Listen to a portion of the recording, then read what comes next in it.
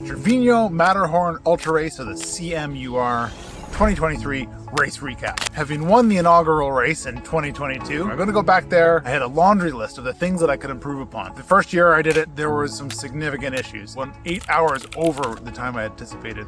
So this year I was coming in, I had a new plan. What could go wrong? Well, a lot went wrong. A lot did go wrong. For 2023, the competition had ramped up because this race does offer a prize purse, and I think that attracted a lot of the best mountain runners in the Alps. Now, I had a new nutrition plan, so that was going to come in, that was going to save me, but I made a big miscalculation, and it ended up costing me to turn the heat up in the kitchen, and then I was out of there.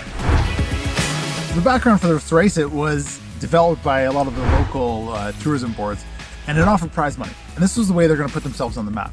Now, another way they're going to put themselves on the map is having one of the most difficult mountain 100-milers that I know of. This is an epic route. It starts in Cervino in Italy, and it goes around the Matterhorn. It's absolutely spectacular. It's incredibly rugged. It's very, very technical almost the entire time. The views are spectacular, but it is a very, very difficult race. It's not a runnable one.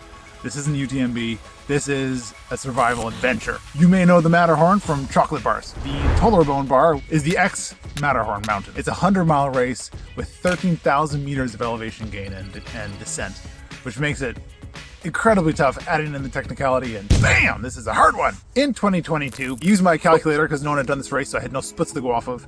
And my calculator that I use is just pretty much basically a flat speed plus a vert speed, and that gets me pretty close to the timing I'm going to need. I estimated it was going to take me about 25, 26 hours. It ended up taking me close to 34 hours, which means I ran out of food, I didn't have sunscreen for the following day, and everything fell apart. And I was just a shambles of a man when I crossed that finish line in Cervino. One of the funniest moments from the 2022 race was when we were climbing up one of the, I guess it was the second last big climb of the race. And it was the heat of the day. It was probably 4 p.m. We thought we were going to be finished by now, and we still had 8 hours to go. And it was extremely hot. 3 of us had been running together for a really long time. We were going up this climb, and Yanez, who had been with us the entire race for probably 28 hours so far, he turns to us and he says, "Hoy finito!" And we're like, "Yanez, what are you talking about? We're all finished here. We're all cooked. We're all overextended. We don't even know what we've gotten into here."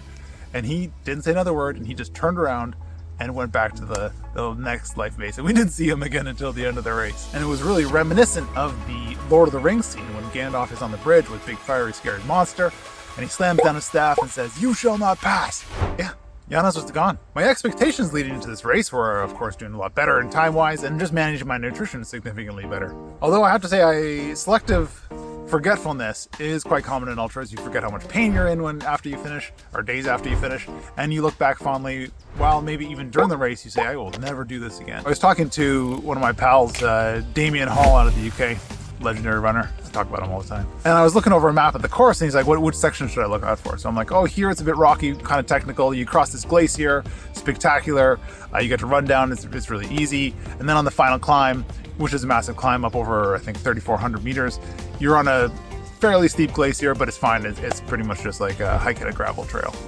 All wrong. The whole course is rocky, the whole thing is technical, and that final glacier is so steep, I was using 4 limbs to just get up this glacier. And the final expectation I had for this race was to try a new race strategy, for my previous one just wasn't cutting it anymore, which was to hang back and then make moves later in the race.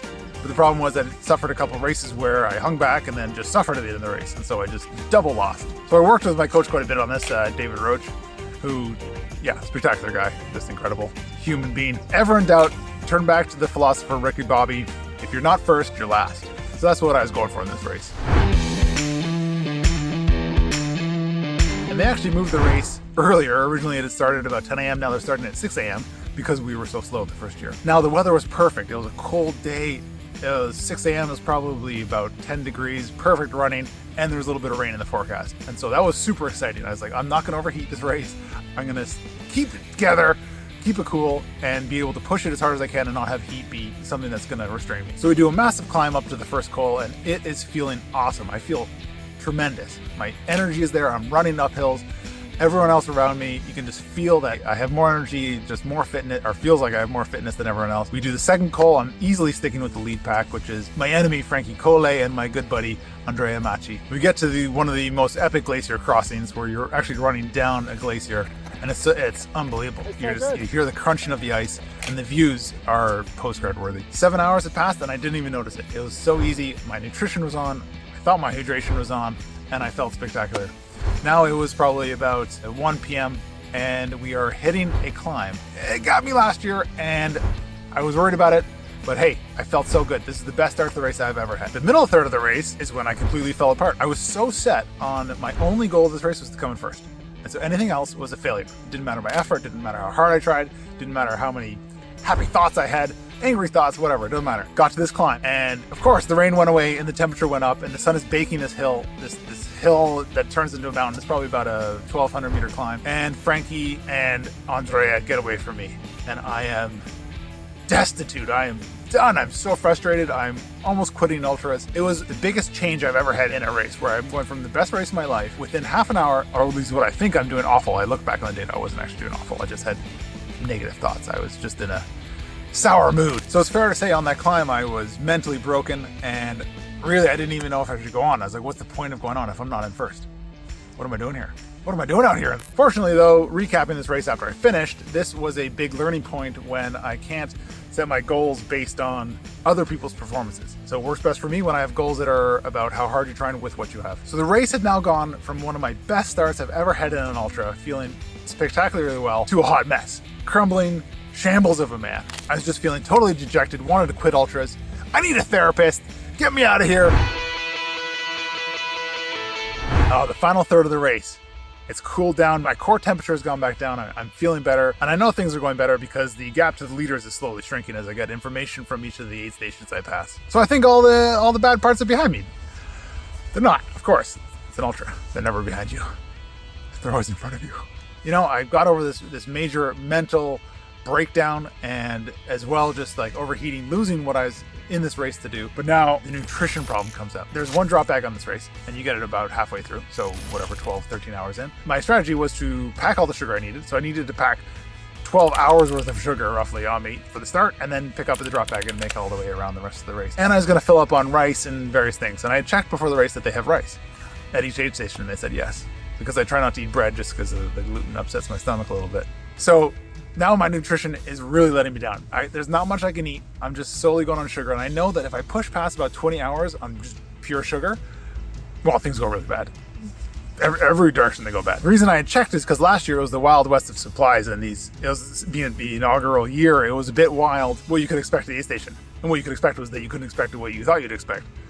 Sometimes there wasn't even still water, but this year there was, so I had planned on relying on the rice, couldn't do it. So now I'm eating random things like cured meat and things that I don't know if any nutritionist would really recommend on a race like this when you're pushing hard. After the long climb up to Zermatt, you hit the second last climb of the race. And at this point, taking in only sugar and water had caught up to me.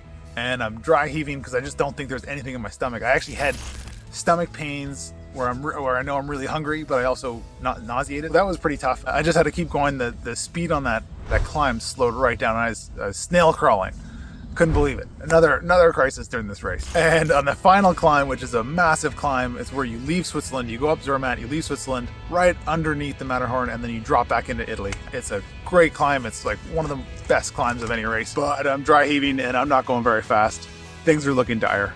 I get to the top, and this one scene really sticks out in my mind where it was crossing paths with another race. So there's a lot of racers around, a lot of volunteers. And now I'm just dry heaving almost uncontrollably. Nothing's coming out, but I'm making all these weird noises and people are thinking I'm just being dramatic.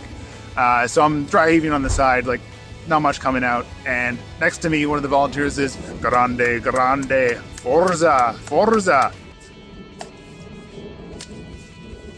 I'm not feeling a lot of forza right now. Got into Cervino. It turns out the guy in front of me, my buddy Sanjay Sherpa, was only a couple minutes ahead, and I didn't know it the entire time. He saw me from my headlamp throughout the night, and he could even apparently see me on the climb. So he was running scared and running away, but I didn't even know he's there. I'm just trying to survive. I'm just trying to eat anything, drink anything I can get down in my stomach. Across the finish line, and really, I just had a really negative feeling about this race, even though it's one of my favorite races I've ever done. Looking back, and this actually led me to seeking out a sports psychologist, my good friend Nicodemus de la Rosa, who is a spectacular guy. But this was a real turning point in the way I think about racing. So from there, it has a good silver lining. 4th overall, a bit disappointing. The time, I did shave off say 6 hours or so. So that was encouraging, but I just felt like I left so much on the table. There was so much there that it could have been a great race, but because of my mindset and then the nutrition going downhill did it in.